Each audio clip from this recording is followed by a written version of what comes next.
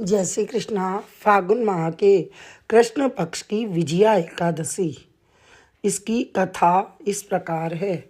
धर्मराज युधिष्ठिर बोले कि हे जनार्दन, फागुन माह के कृष्ण पक्ष की एकादशी का क्या नाम है तथा उसकी विधि क्या है, सो सब कहिए। श्री कृष्ण भगवान बोले कि हे राजेश्वर, फागुन माह के कृष्ण पक्ष की एकादशी का नाम विजया है।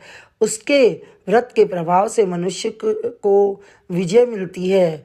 इस विजया एकादशी के महात्म के श्रवण व पठन से समस्त पाप नष्ट हो जाते हैं। एक समय देव ऋषि नारद जी ने जगत पिता ब्रह्मा जी से पूछा कि हे ब्रह्मा जी, आप मुझे फागुन महीने के कृष्ण पक्ष की विजया नामक एकादशी का व्रत विधान बतलाइए। ब्रह्मा जी बोले कि हे नारद, विजया एकादशी का व्रत प्राचीन तथा नए पापों को नष्ट करने वाला है। यह समस्त मनुष्यों को विजय प्रदान करने वाला है। इस व्रत को करने से मनुष्य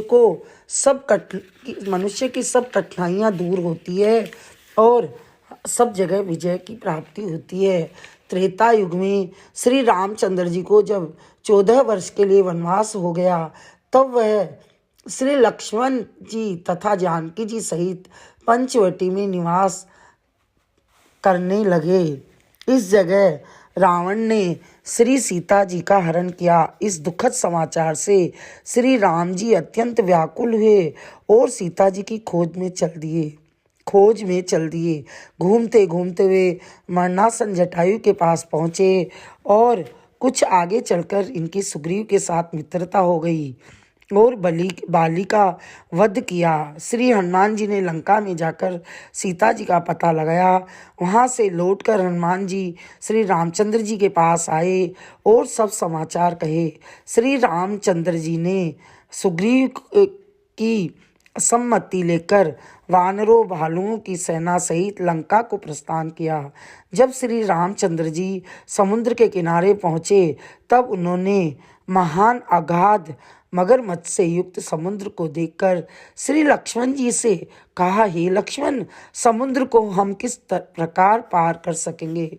श्री लक्ष्मण जी बोले, हे राम जी, यहाँ से करीब आधा योजन की दूरी पर कुमारी द्वीप पर बकदालभ्य नाम के मुनि रहते हैं। आप उनके पास जाकर इसका उपाय पूछिए। लक्ष्मण जी के वचनों को सुनकर श्री रामचंद्र जी बकदालभ्य ऋषि के पास गए और उनको प्रणाम करके बैठ गए। मुनि ने उनसे पूछा, हे राम जी, आप कहाँ से पधारे हैं? श्री रामचंद्र जी बोले कि हे महर्षि, मैं अपनी सेना सहित यहाँ आया हूँ और राक्षसों को जीतने लंका जा रहा हूँ। आप कृपा कर समुद्र पार करने का कोई उपाय व्रत बतलाइए। बकदालभ्य ऋषि बोले, हे राम जी, मैं आपको एक उत्तम व्रत बतलाता हूँ। फागुन माह के कृष्ण पक्ष की विजया एकादशी का व्रत करने से तुम समुद्र से अवश्य ही पार उतर जाओगे और तुम्हारी विजय अवश्य होगी। हे राम जी, इस व्रत की विधि इस प्रकार है। दशमी के दिन स्वर्ण, चांदी, तांबा या मिट्टी किसी का एक घड़ा बनावें और उस घड़े को जब जल से भरकर तथा उस पर पंच पल्लव रखकर वेदिका पर स्थापित करें। घड़े के नीचे 7 नाज मिले हुए रखे और ऊपर जो रखे उस पर श्री नारायण भगवान की स्वर्ण प्रतिमा स्थापित करे। एकादशी के दिन स्नान आदि नित्य क्रम से निवृत्त होकर धूप, दीप, नैवेद्य, नारियल आदि से भगवान की पूजा करे। उस दिन भक्ति पूर्वक घड़े के सामने व्यतीत करे और रात्रि को भी उसी तरह बैठे रहकर जागरण करना चाहिए।